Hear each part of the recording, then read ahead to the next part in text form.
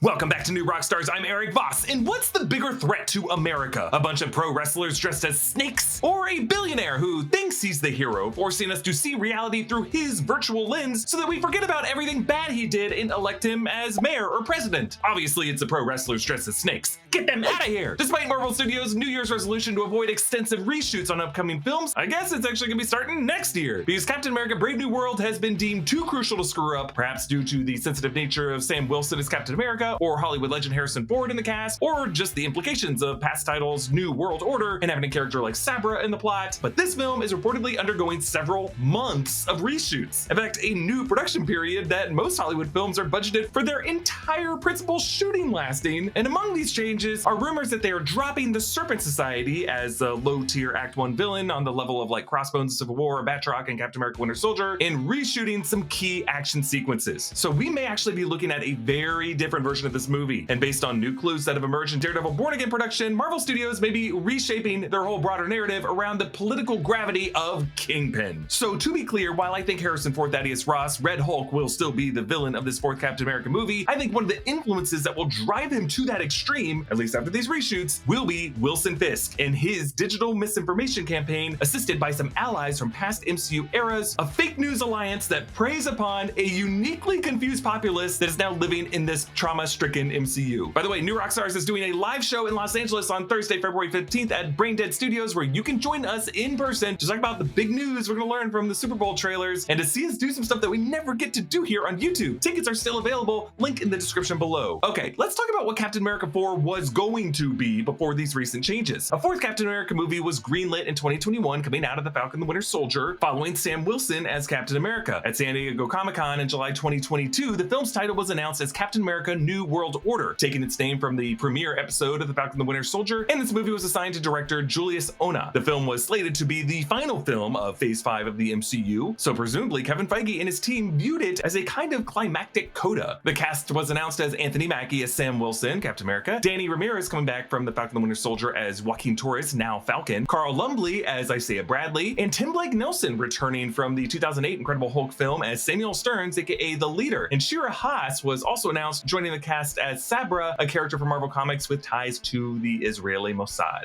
Yep. Then in fall 2022, we learned that Harrison Ford was joining the cast as Thaddeus Ross, replacing the late William Hurt, and that Thaddeus Ross will now be the American president in this movie. Production for this film began in March 2023, and we learned that Liv Tyler would be returning as Betty Ross, and that Julia Louis-Dreyfus would join the cast. This was after we learned that Val is the MCU's current director of the CIA as of Black Panther: Wakanda Forever. And in June 2023, the film was reportedly wrapped on production and renamed Captain America Brave New World. In 2023, we learned that pro wrestler Seth Rollins was going to be part of this cast, and on December, on the other side of the labor strikes, Rosa Salazar was announced to be part of the film. And at this point, the previous version of the film had wrapped, and the release date was moved to February 14th, 2025. The movie was in post-production, cuts were being shown to test audiences, and rumor has it, their reactions were not good. Some said that the film's major action sequences were underwhelming, and reportedly 3 of the movie's sequences were being cut. But I think people read that on social media, they don't really know what that means. Like, what is a sequence? Is it like an entire battle scene? Not necessarily, because in cinematic terms, a sequence really refers to a string of interconnected scenes in a film that really amount to like one narrative movement. Like you may hear about the 8 sequences on every screenplay, but that's like screenplay structure. When we're talking about production of a typical film, we're talking about somewhere between 20 to 30 total sequences in a film. And in a Marvel film, that can be especially hard to quantify because action sometimes spills over from one sequence to another sequence. So like an entire battle can take up an entire act of a movie in the MCU. But like, for example, in Captain America Civil War, really a single sequence would be like Bucky and Sam's side tussle with Spider-Man in the interior of the terminal in the airport battle, not the entire airport battle. A sequence, you know? It just kind of refers to a sizable chunk that you could extract if it's not contributing anything meaningful to the overall act. Ideally, everything would be contributing something though, but basically you can remove a sequence without throwing the baby out with the bathwater. Still, in Captain America Brave New World, here's what we suspect was part of the original movie's plot. Sam Wilson as Captain America in a conflict with like an especially aggressive US military-industrial complex, Harrison Ford as President Thaddeus Ross, and potentially a Red Hulk storyline that could tie to Samuel Stearns as the leader, and Hulk Blood, a plot that generally involves misinformation and conspiracy theories, and then perhaps the death of a major character because we saw some funeral set photos, and an opening battle with the Serpent Society that could include Rosa Salazar and Seth Rollins. So the Serpent Society refers to a group of snake-themed supervillains who actually first appeared in Captain America comics in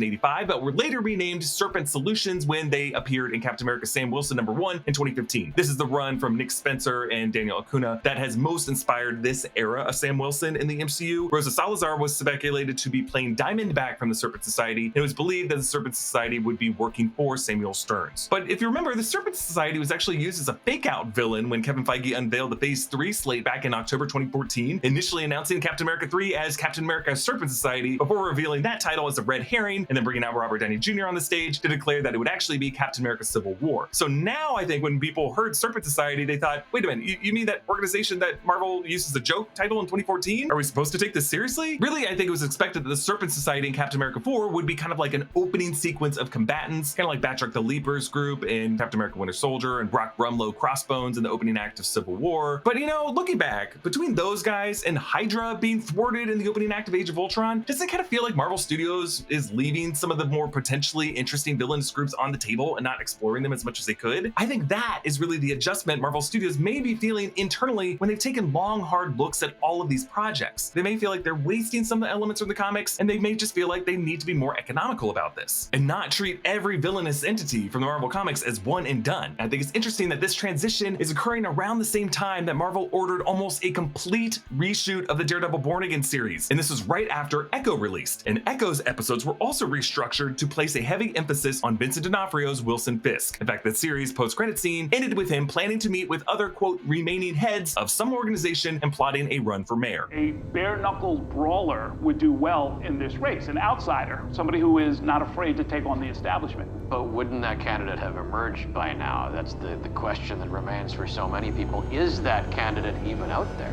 Set photos from Daredevil Born Again included a newspaper headline reporting Fisk's candidacy alongside an interesting headline about the metaverse. Here's a little inside baseball for you. New Rockstars loves dogs. The lineup includes Darla, Hank, Bubba, Jeff, Tilda. They're just as much as part of the family as, I don't know, our spreadsheet guy. He probably has a name. Anyhow, if you love your dog, you know how important it is to make sure they're happy and healthy. That's why once we started using Sundays for dogs, we haven't touched other dog foods. Sundays is a fresh dog food made from a short list of human-grade ingredients. It's 90% meat, 10% vegetables, and 0% synthetic nutrients. Since giving our dogs Sundays, we've noticed a ton of improvements with their health, softer fur, fresher breath, better poops, and more energy. Sundays doesn't require refrigeration or preparation because it's air-dried. You can just pour and serve. And if you're taking your dog on the road or on a trip, it's super easy to take some with you. And it's super easy to get. Every order of Sundays ships right to your door, so you never have to worry about running out. Get 50% off your first order of Sundays. Go to sundaysfordogs.com/newrockstars or use the code newrockstars at checkout. I actually recently chatted with head writer of Echo, Marion Dare. You can watch the full interview over on the Break Room channel. And Marion revealed that Kingpin is now being established to have some tech engineers working for him in ways that we didn't see before on the Netflix series. Yeah, and he's got like technology companies, doesn't he? So like also he's developing new products that he hopes can be all over the world. So maybe there's like a Fisk line of technology that he's interested in. We also talked about the possibility that Maya Lopez's finishing move might have healed Wilson Fisk in some creepy, problematic way. She holds her hands to his head. Are we supposed to feel like she is healing something in him in that moment? What did you feel? I felt that she was. I felt that, like, you know, that rabbit in a snowstorm component to Kingpin is so important to him from the Netflix show where he's looking at the wall as his father's abusing his mom. And, like, for Echo to go back in his bedroom with him, it felt like, wow, we're starting to fix something in Kingpin in that moment. And I don't know if, like, I'm kind of scared to see what happens where he feels like he's healing. Because, like, I don't know. I want to villainize him, you know? Yes, that was perfect. I mean, I wasn't leading you into an answer, but I feel like that is, you know, that's the hope, is that people will internalize it just the way that you did and ask themselves the same kind of questions. And what does that mean for him? Those are questions that we hoped we could set up for people, is like, who is Kingpin without those feelings? I don't know.